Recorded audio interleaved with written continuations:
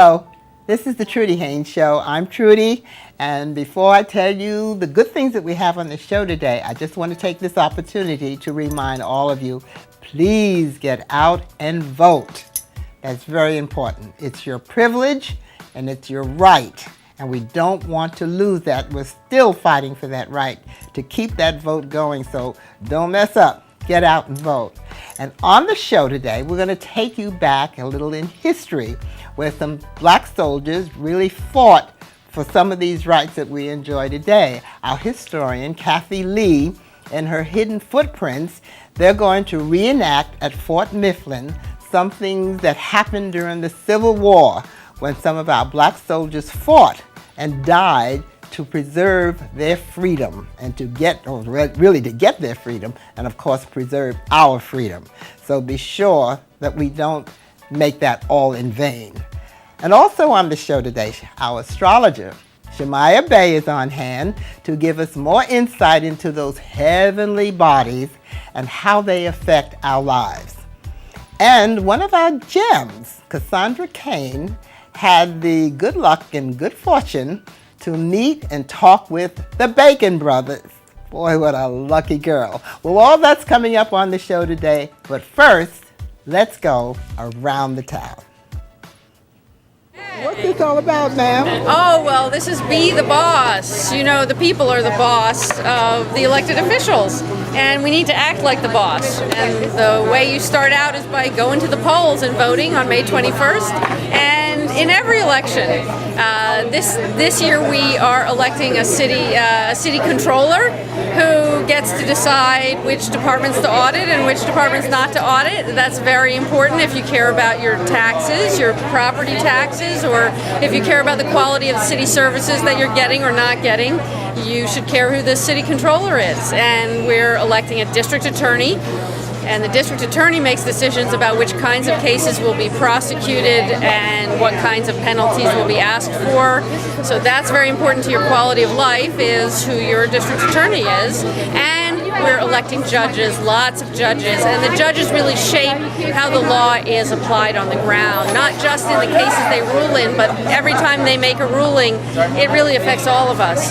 So go to the polls. These people have more impact on your life than the President of the United States does. So it's actually, in my opinion, it's just as important, if not maybe even more important, to get out and vote in your local elections. 2013, May 21st, we'll see you at the polls. When I arrived at the job fair, I was awed. The line at the Philadelphia Navy Yard was around the corner, and I learned that many of the folks had been there for hours waiting to get into Building 101. The fair had opened at 10 a.m., but many had arrived before 9, hoping to get to some of the 50 or more employers who came from all over the city, hoping to hire some of these eager students, parents, even seniors looking for employment. But that was not enough. Later I found out that some didn't even get in because the employers ran out of material. There was even free counseling offered to those who could take time out. And even though the turnout was more than expected, Councilman Kenyatta Johnson, who hosted the event, realized that we need more of these kind of events. And Philadelphia needs more jobs to offer. Yes. Today we have more than 3,000 attendees who have come down to participate in my spring annual job fair. This is the largest turnout I've ever seen, which shows that there's a demand for jobs, there's a need for progressive policy that will create jobs. So in the future, when we have these type of events, that we don't have the same type of significant turnout, because obviously the larger the turnout shows the more the need for people who need employment. But I'm also appreciative that we have more than 55 employers who came out today to participate. Everyone showed up, so that's a good thing. And so, as we move forward, my primary purpose is again to make sure that people are gainfully employed. We may not know how many got through and how many got jobs. We do know there is a hungry need for employment and that you have a better chance with some kind of education. Hi, I'm back with my mentor and trainer, Melvin Garrison, from the School District of Philadelphia, for the Trudy Haynes Show on lifeandspiritonline.com. I'm delighted that he showed up at Fort Mifflin, and Melvin is the go-to person and the expert on the 13th Amendment and you name it. He's also a reenactor and actually was a member of the Park Service and even got me involved into becoming a park ranger for a summer program also because of the interest that he just made history come alive for me and enabled me to really have a great time as a teacher. Melvin? Well, thank you, Kathy, and it's always nice to hear great things about oneself, but I don't consider myself a mentor. I just try to pass on a love for a subject, a love for individuals, a love for a topic, just pass on to other teachers. The war's starting. And if it just if it goes well, if they pick it up, if they see it, if they feel it the way I do, well, that's great. But and that only comes from being around, coming through the Philadelphia public school system, and having history teachers who made you want to know history, not just learn history. And I think sometimes we tend to forget that, because knowing history is different than learning history. And I know history. I have a love for history. It's a passion. It's just what I do. And being in the position that I am, I've had the opportunity to pass it on to students and teachers, and I will continue to do so as long as I'm able to. Okay, well then let's get down to the real nitty gritty. And because I really want to talk about Abraham Lincoln and whether or not, I'm sorry, Melvin, I have to go there. You can go there. I took a class with you, whether or not he had a constitutional right to, or he extended executive privilege, or executive, what do you call that? Executive privilege. Okay, executive privilege. And he's opened the door now to Okay, and you're talking about the Emancipation Proclamation? Yes, go ahead. All right. Lincoln, for all we say about, was a skillful lawyer. Okay, he knew in order to do anything that involved going against the Constitution, he would have to have Congress's approval. The Emancipation doesn't violate the Constitution in no way, shape, or form. The Emancipation is a wartime measure. And in time of war, measures like that can be passed. Why? Because you are removing from your adversary a resource that he, she can use against you. So it doesn't violate the Constitution, which means that's why he had to come back with the 13th Amendment. So when you look at the Emancipation Proclamation, if you read it clearly, and there were several versions, let's get that clear. If you read the final version, he clearly delineates where this is to take effect and where it does not take effect, where he had the border states. He didn't want to offend, even though he offered them payment for the slaves and all kind of other things if they would free their slaves. They didn't take advantage of that. So he said, okay.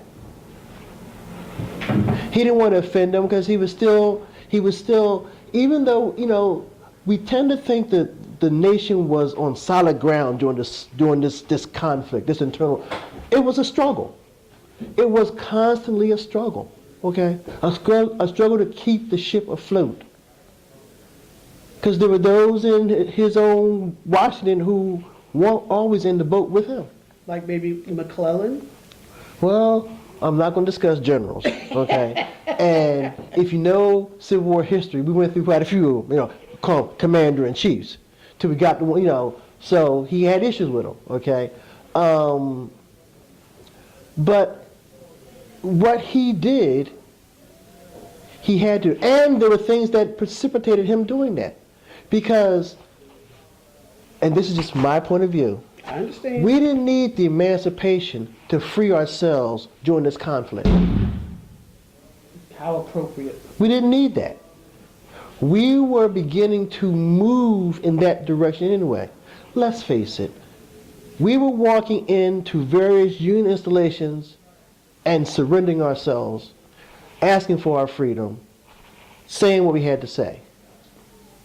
And that occurred, and then Lincoln himself had several of his generals who were issuing proclamations. Like Hunter. Okay? Who were issuing proclamations freeing these individuals. So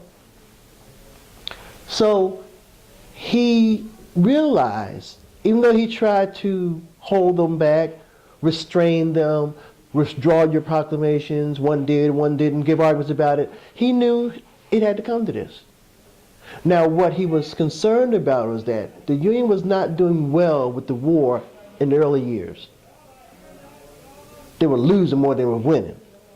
And it's very difficult when the papers back then publish casualty lists and you see names, it comes home. Okay? It leads to draft riots. It comes home. It comes home. So you have these things going on. So he had to take steps. He had to take steps to, one, glean public support. So he had to issue this after he had what was considered a Union victory, but it was more of a draw than a Union victory, the Battle of Antietam. Okay, he had to issue this at a point where it could be perceived as, I really didn't need to do it to help me. I'm doing it to help me not deal with this issue. And the issue was that he had heard people of color were being used to build Confederate fortifications, Virginia, the Carolinas. And they were being let out for 10 and 12 days to work for the Confederates and come back to the plantation. Well, he had to stop things like this. Now, question, didn't that allow, because I know the South had a tactical advantage because of the slave labor that they had. They were on the defensive more, and we had to kind of like go to them. Is that true? Yes or no? I wouldn't. And then they went on the defensive. See, it's hard to say offense, defense when you talk about, if you look at the war as a total picture. Okay. You had battles, okay? You had situations. You have things occurring, okay? Battle A happens 50 miles over here, and between both sides you lose 20,000 men. Confederate victory.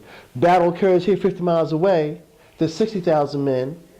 The Union wins. So offense, defense, it's hard to say but what eventually happened was that when the losses started mounting up, and in order to keep, like any military situation, in order to keep battles going, a war going, you must have a resource. You must have manpower. Must have manpower. Okay? Must have manpower. Now, Lincoln did admit later on that having these 180,000 plus 200 men of color come to his side aided him. Oh, yes. Okay? The South's manpower was being depleted. The South's infrastructure was being depleted. The manufacturing was going down. Their supply, the Union had blockaded the South from the beginning of the war. All right? They had the Atlantic blockade around. They were coming down the Mississippi, though it was taking longer with Vicksburg and Fredericksburg, those things, but they were strangling them. So their resources, their infrastructure was crumbling. The Union, for various reasons, was able to keep refurbishing their infrastructure. They had the railroads, they had the food supply, they had all these things that they could draw on. The South had no income. Its income was its cotton that was being shipped north and into Europe. Well, they cut that off. Even though you had runners that were trying to move things through the blockade, the Union cut that off. So you have no way of getting anything in. So eventually, though it took longer than many people expected, the Union eventually could not sustain battling any longer. Military plan. We talk about history, we talk about it. Yeah, things happen. We talk about the generals. You know, we can play the general game, sure. But if you look at the inner structure, if you look at the things you need to sustain an army, to maintain a conquest, a campaign, by the time we get into the mid-60s, mid-1860s, the North was able to do that better than the South. And so that ended. So we have the 13th Amendment. This is my last question. The 13th Amendment, I'm going to say with that little loophole, with the final little thing. The 13th Amendment, Lincoln had to pass because keep in mind, was slavery legal in the Constitution? In the Constitution. It hadn't gone away, had it? No. Okay, which meant the Emancipation Proclamation was a wartime effort. If the war ends, it ends. Slavery is still in the Constitution. So what occurs when the war's over? So therefore, he had to put an amendment into the Constitution that would negate this returning of slavery. Unless duly convicted of a crime.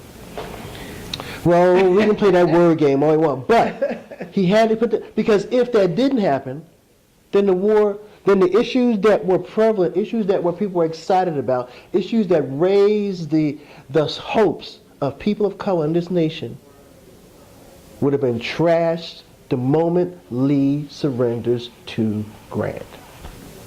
Melvin, I want to thank you. You know, you're my brother.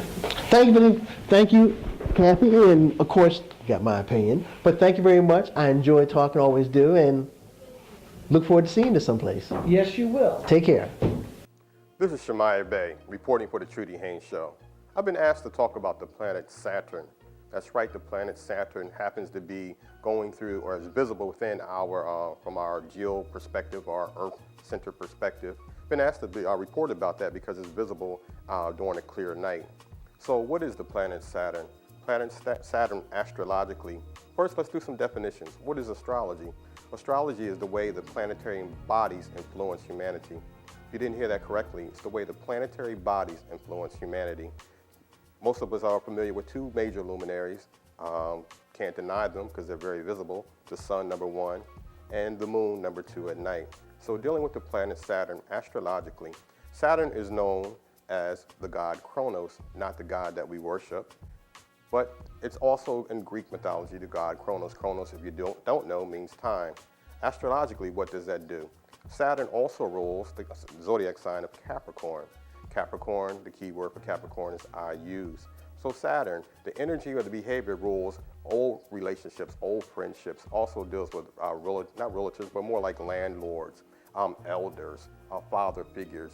And what does Saturn, the planet Saturn, want us to do? Planet Saturn wants us to be stable and to be secure. The planet Saturn at the moment happens to be in the sign of Scorpio. Scorpio, for all those Scorpios out there, it's all about control, concealing things, secrets, and it's also about the libido and sexuality. So right now we're going through, at this particular time of the taping, we're dealing with a Saturn-Sun opposition. So what does that mean? An opposition means to do something differently.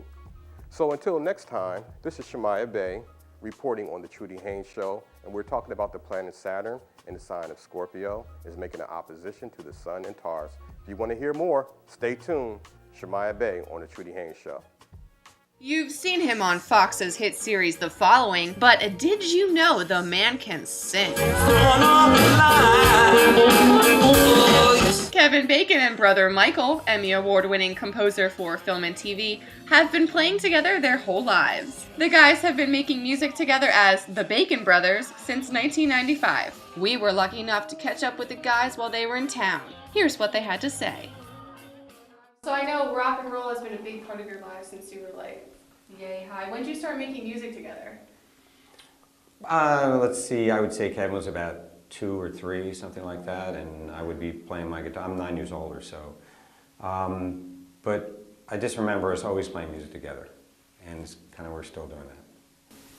How would you describe your sound to viewers at home who haven't heard your music?